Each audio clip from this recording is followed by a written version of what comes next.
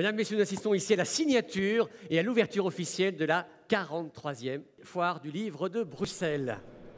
La Foire du Livre de Bruxelles, c'est reparti pour un tour. Cette année encore, la question de la crise de l'industrie du livre devrait se poser. Alors le livre papier a-t-il encore de l'avenir face à l'avènement du numérique? Fadila Lanan en est persuadée. Je crois que le livre a un avenir, simplement il va falloir surtout le redéfinir.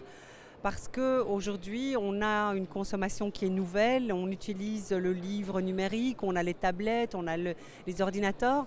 Et donc, on fait cohabiter en fait encore deux outils, le livre papier et puis le livre électronique. Et donc, il faut trouver vraiment son bonheur dans ces nouvelles technologies, dans cette évolution, mais ça ne va pas tuer complètement le plaisir d'avoir de la lecture. Et la lecture, eh bien, elle se fait soit sur du papier, soit sur un écran. Et il faut effectivement que les métiers se redéfinissent. Et nous sommes là aussi pour accompagner cette évolution. Je crois qu'elle fait partie de l'évolution de notre société. Et aujourd'hui, on consomme différemment qu'hier. Du côté des organisateurs de la foire, c'est le même optimisme. Le livre papier a encore de beaux jours devant lui, malgré la concurrence des nouvelles technologies. Il a énormément d'avenir. J'en veux pour preuve que le livre électronique représente environ 1% des ventes ou des achats téléchargeables actuellement dans nos pays francophones, que ce soit en France ou en Belgique. Nous sommes à 1% depuis 2-3 ans, donc ça n'augmente pas.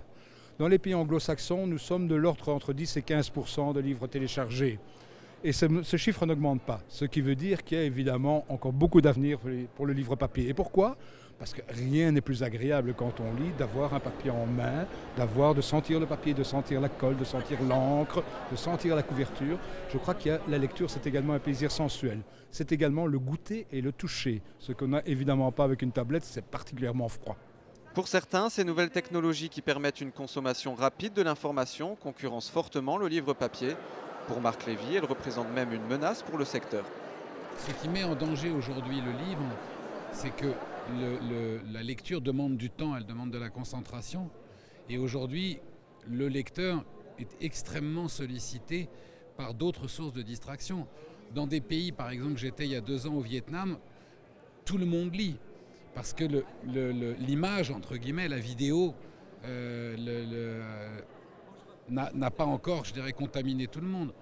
Il y a 10 ans, quand vous étiez dans un train, vous aviez 20 personnes qui lisaient dans le wagon. Aujourd'hui, il y en a 2 et les autres sont sur des ordinateurs ou sur des tablettes en train de faire du courrier électronique.